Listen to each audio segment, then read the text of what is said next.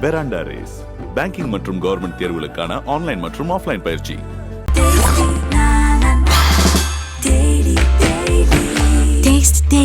Taste the Daily. The Chennai Silks in Wow Summer Sale. Let the celebrations begin. Indian 2 ஓட இசை வெளியீட்டு விழா மிக பிரம்மாண்டமா நடந்து முடிஞ்சிருக்கு. அந்த நிகழ்ச்சியில கமல் அவர்கள் பேசின ஸ்பீச்சை தான் இந்த வீடியோல நம்ம தெரிஞ்சுக்க போறோம். பலத்த கைத்தட்டல்களோட மேடையில ஏறி வந்த கமல்ஹாசன் அவர்கள் உயிரே நான் வாழும் உலகே அப்படின்னு தன்னோட ஸ்பீச்சை ஆரம்பிச்சாரு. இதுல எங்க இருந்து கதையை ஆரம்பிக்கிறதுன்னு எனக்கு தெரியல. ஏன்னா இது அவ்வளோ பெரிய கதை, மிகப்பெரிய பாகம். ஏன்னா 3 பாகம். சங்கர் அவர் ஆரம்பத்துல என்கிட்ட ஒரு கதையை எடுத்துட்டு வந்தாரு. நம்ம ஒரு படம் பண்ணலாம் சார் அப்படின்னு சொல்லிட்டு. ஸோ அந்த கதையில இருந்த சில கேரக்டர் எனக்கு பிடிக்கல, அது எனக்கு செட் ஆகலையோ அப்படின்ற மாதிரி எனக்கு தோணுச்சு. அதனால நான் அப்ப அவரை அனுப்பிச்சு விட்டுட்டேன். இல்ல வேணாம், இந்த படம் நம்ம பண்ண வேணாம் அப்படின்னு. அவரை அனுப்பி விட்டதுக்கு அப்புறமா நான் யோசிச்சேன், இந்த மாதிரி டேரக்டர்ஸ் எல்லாம் நம்ம கிட்ட கதை சொல்லும் போது நம்ம அவங்கள பிடிக்கல அப்படின்னு சொல்லி அனுப்பிச்சு விட்டுறோம் அப்படின்னா இந்த நடிகரை நான் பழி வாங்குறேன் பாரு அப்படின்னு சொல்லி ஒரு மிகப்பெரிய வெற்றியான ஒரு டேரக்டரா உருவாக்கி நம்ம கிட்ட பயங்கரமா கெத்தா நிப்பாங்க. அந்த மாதிரிதான் இவரு ஜெயிப்பாரு அப்படின்னு நான் நினைச்சேன். அந்த மாதிரி ஜெயிக்கவும் செஞ்சாரு. ஜெயிச்சுட்டு என்கிட்ட இன்னொரு கதையோட வந்தாரு. அந்த கதையை வாசிச்சு பார்க்கும்போது என்கிட்ட ஒரு ஸ்கிரிப்ட் இருந்துச்சு. அந்த ஸ்கிரிப்டோட கொஞ்சம் ஒன்றி போற மாதிரி இருந்துச்சு. அப்படி என்கிட்ட இருந்த ஸ்கிரிப்ட் நான் சிவாஜி சாரை வச்சு ஒரு படம் பண்ணலான் இருந்தேன். உடனே நான் சிவாஜி சார் கிட்ட போய் சொன்னேன், சார் இந்த மாதிரி எனக்கு ஒரு கதை ஒன்று வந்துச்சு, என்கிட்ட இருக்க நம்ம 2 பேரும் பண்ற ஒரு படம் இருக்கு இல்லையா, அந்த கதை மாதிரியே இருக்குங்க சார் அப்படின்ற போது சிவாஜி சார் என்கிட்ட ஒன்று சொன்னாரு, டே எப்படினாலும் நான் உன் படத்துல நடிக்க தான் போறேன், ஆனா அந்த பையன் உன்கிட்ட ஒரு கதை சொன்னான் பாரு, அதுல அப்பனும் நீதான்டா பையனும் நீதான், அதனால அந்த படம் நீ போய் நடி, கண்டிப்பா அது ஹிட் ஆகும் அப்படின்னு சொன்னாரு. அவரு சொல்லி நான் நடிச்ச படம் தான் இந்தியன்.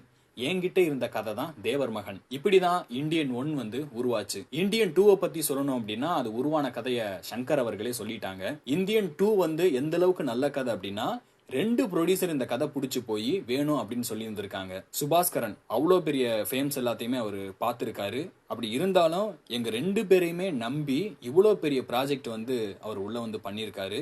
ஏன்னா எவ்வளோ கஷ்டத்துலையும், கொரோனா டைம்லையும் சரி, ஆக்சிடென்ட் ஆகும்போதும் சரி, எங்களோட உழைப்புக்கும் அந்த எல்லா விஷயத்துக்குமே உறுதுணையா இருந்தாரு சுபாஸ்கரன். அவரோட மண்ணுக்கு உரித்தான பண்பு அவர்கிட்ட எப்பவுமே இருக்கு. என்னடா பேசிட்டே இருக்கும்போது பாலிடிக்ஸ் பேசுறேன்னு நினைக்கிறீங்களா? பாலிடிக்ஸ் இல்லாத இடம் எதுவுமே இல்லை. அதுக்கப்புறமா ரெட் ஜெயன் உதயநிதி அவர்கள் இந்த நிகழ்ச்சிக்கு உதயநிதி வர முடியல. ஏன்னா அவருக்கு மக்கள் வேற ஒரு பொறுப்பு கொடுத்துருக்காங்க. அதனால அவர் அந்த வேலையில கொஞ்சம் பிஸியா இருக்காரு. அவருக்காக நான் வந்திருக்கேன், அவருக்கு ஒண்ணுனா நான் நிக்கிறேன், நிக்க வேண்டிய இடத்துலயும் நான் நிப்பேன் அப்படின்னு சொல்லியிருந்தாரு. ஸோ அதை தொடர்ந்து அனிருத் அவர்களை பற்றியும் சொல்லியிருந்தாரு. அனிருத் ரொம்பவே நல்லா இந்த படத்துக்கு மியூசிக் பண்ணியிருக்காரு. ரொம்ப சேர்ஃபுல்லான ஒரு மியூசிக்கை படத்துக்கு கொடுத்துருக்காரு. அதுக்கப்புறமா ரவி வர்மன் அவர்கள், ஸோ அவர் அசிஸ்டண்டா ஒர்க் பண்ணும்போது மருதநாயகம் படத்துல செட்ல பார்ப்பேன். அவரை பயங்கர வேகமா ரொம்ப ஸ்பீடா வேலை பார்த்துக்கிட்டு இருப்பாரு. அதை விட வேகமா ரொம்ப அழகா இந்தியன் 2ல ஒர்க் பண்ணியிருக்காரு. பிரம்மாண்டத்தை மட்டும் காட்டுறது, வேகத்தையும் காட்டுறது மட்டும் எடிட்டிங் இல்ல, எமோஷனலான ஒரு சீனோட அந்த உயிர் எல்லாத்தையுமே எடுத்து பண்றதுதான் ஒரு எடிட்டரோட வேலை. அந்த எடிட்டர் ரொம்ப அருமையாவே எடிட் பண்ணியிருக்காரு. ஸோ படம் பார்த்தேன், ரொம்ப நல்லா வந்திருக்கு. மேலும் இந்த படத்துல இருக்கக்கூடிய சண்டை காட்சிகள் எல்லாமே ரொம்ப அருமையா வந்திருக்கு. அந்த விபத்து நடந்ததுல கூட 3 பேர் இறந்தாங்க அப்படின்னு பேசிட்டு கமல் அவர்கள் ரொம்ப கண் கலங்கிட்டாங்க. ஸோ அப்போ அந்த கண்ணீரெல்லாம் தொடச்சி முடிச்சுட்டு, என் கண்ணு நினைக்கிறத பார்த்து நீங்கள் இவன் நடிக்கிறான் அப்படிலாம் நீங்கள் நினைப்பீங்க. நடிப்பு கிடையாது. ஏன்னா இந்த மேடையில் அவங்க இருந்திருக்க வேண்டியது, ஏன்னா என் கூட நடித்த நடிகர்கள் இந்த நிகழ்ச்சியில் அவங்க கலந்துருக்க வேண்டியது. ஆனால் எதிர்பாராத விபத்துனால அவங்க இந்த இடத்துல இல்லாமல் போயிட்டாங்க அப்படின்னு சொல்லி ரொம்ப எமோஷனலாக பேசியிருந்தாரு. படம் ரொம்ப பெருசாக எடுத்துட்டோம் அப்படின்னு அதை 3வது பாகமாக நம்ம மாற்றிக்கலாம் அப்படின்ற மாதிரி 3 பாகமாக ஆக்கிட்டாங்க.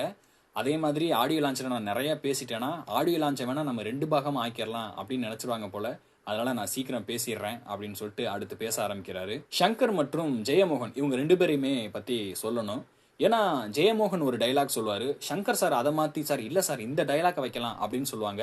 இவங்க 2 பேரும் அடிக்கடி பாத்தீங்கன்னா இந்த டைலாக்காகவே சில செல்ல சண்டைகள்லாம் போட்டுப்பாங்க. மேலும் இந்த படத்துல என் கூட நடிச்ச மற்ற எல்லாருக்குமே நன்றிகள் அப்படின்னு சொல்லிட்டு, இங்க எதுவுமே நமக்கு ஈஸியா கிடைக்காது. No pain no gain. புத்தரை பற்றி நான் சொல்லி ஆகணும். ஏன்னா சிம்பு அவர்கள் மேடையில் பேசும்போது சிவா அவர்களும் சொல்லியிருந்தாங்க, கமல் சார் இருக்கும்போது ஸ்பிரிச்சுவலாக இந்த புத்திசம்லாம் நம்ம பேச வேணாமே அப்படின்னு. ஒரு வகையில் புத்தரும் நானும் ஒன்று தான்.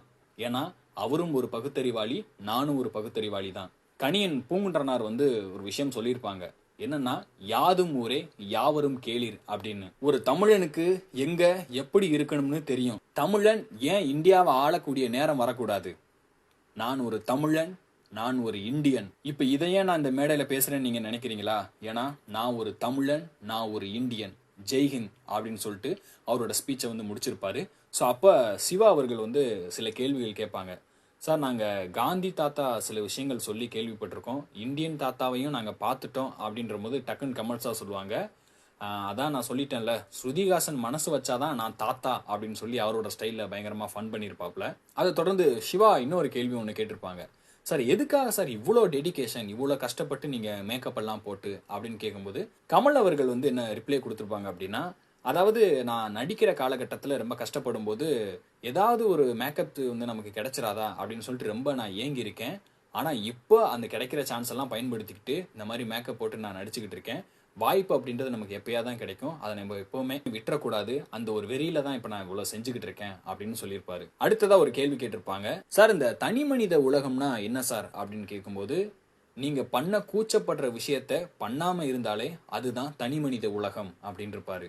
அதுக்கப்புறமா தொடர்ந்து பேசின கமல் அவர்கள் வந்து சிம்புவை பத்தி சில விஷயங்கள் வந்து பேசியிருந்தாரு. சிம்புவோட அப்பாவான டி ராஜேந்திரன் அவர்கள் பத்தியும் சில விஷயங்கள் பேசியிருந்தாரு. ஸோ சிம்பு சொன்னாரு, அதாவது எனக்கு ஒண்ணுனா சிம்பு எப்பவுமே கண் கலங்குவார் அப்படின்ற மாதிரி மேடையில் நீங்க பேசியிருந்தீங்க. அந்த குணம் அவரோட அப்பா கிட்ட இருந்து தான் வந்துச்சு. ஒரு தடவை நான் ரொம்ப கோவப்பட்டு ஆதங்கப்பட்டு இனி நான் நடிக்கவே மாட்டேன் அப்படின்னு சொல்லி ப்ரெஸ்லலாம் சொல்லிட்டேன். ஸோ அந்த சமயத்தில் உடனே வீட்டுக்கு கிளம்பி வந்து என்னை கட்டி பிடிச்சி என்னோட சட்டை நனைகிற அளவுக்கு வந்து அழுதாரு. நீங்கள் அப்படிலாம் சொல்லவே கூடாது, நீங்கள் வந்து தொடர்ந்து நடிக்கணும் அப்படின்னு சொன்னார். அந்த அன்பு தான் அப்படியே எஸ்டிஆர் கிட்ட வந்திருக்கு அப்படின்னு சொல்லியிருந்தாரு. அப்படியே அவரோட ஸ்பீச் எல்லாம் முடிஞ்சதுக்கு அப்புறமா ஃபைனலாக சிவா அவர்கள் வந்து கேட்டிருந்தாங்க, சார் உங்கள் கூட ஒரு செல்ஃபி எடுத்துக்கிறேன் அப்படின்னு சொல்லி. ஸோ அதுக்கப்புறமா செல்ஃபியும் எடுத்துக்கிட்டாங்க. செல்ஃபி எடுத்து முடிச்சதுக்கப்புறம் கமல் சார் சொல்லிடுவார், பொதுவாக எனக்கு தற்புகழ்ச்சியும் தற்படமுமே பிடிக்காது அப்படின்ற போது எல்லாரும் புரியாமல் இருந்தாங்க, என்னடா புதுசாக அதை ஒரு வார்த்தை சொல்கிறாரு அப்படின்னு. உடனே அதுக்கு அவருமே விளக்கம் கொடுத்தாரு, செல்ஃபிக்கு தான் தமிழில் வந்து தற்படமுன்னு அர்த்தம் அப்படின்னு வந்து சொல்லியிருந்தாங்க. உடனே சிவா அவர்கள் ஒரு கவுண்டர் போட்டாங்க, நல்ல வேலை சார், இதை சொல்றதுக்கு முன்னாடி உங்க கூட ஒரு செல்ஃபி எடுத்துட்டேன் அப்படின்னு சொன்ன உடனே அங்க இருந்த லோகேஷும் நெல்சனும் பயங்கரமா கைகொட்டி சிரிச்சாங்க. இந்த கலகலப்போடையே வந்து பாத்தீங்கன்னா கமல் அவர்கள் பேசி இறங்கி போயிட்டாங்க. பெராண்டா ரேஸ் பேங்கிங் மற்றும் கவர்மெண்ட் தேர்வுகளுக்கான ஆன்லைன் மற்றும் ஆஃப்லைன் பயிற்சி.